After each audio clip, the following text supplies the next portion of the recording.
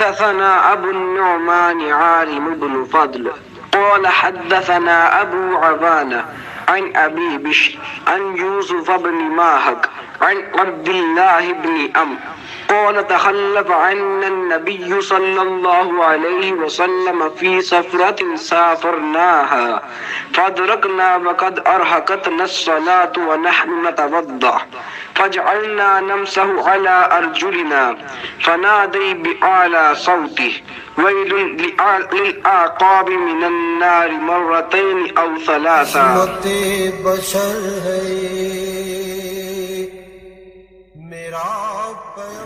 عبداللہ بن عمرو نے کہا کہ ایک سفر میں جو ہم نے کیا تھا حضرت صلی اللہ علیہ وآلہ وسلم ہم سے پیچھے رہ گئے اور آپ صلی اللہ علیہ وآلہ وسلم ہم سے اس وقت ملے جب عصر کی نماز کا وقت آن پہنچا تھا۔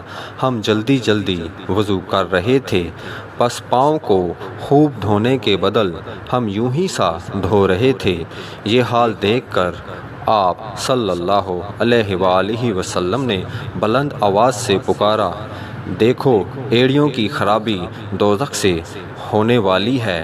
2 یا 3 بار آپ صلی اللہ علیہ وآلہ وسلم نے یوں ہی بلند آواز سے فرمایا۔ صحیح بخاری حدیث نمبر 60۔ وہ نقطہ بھی خط بھی دائرہ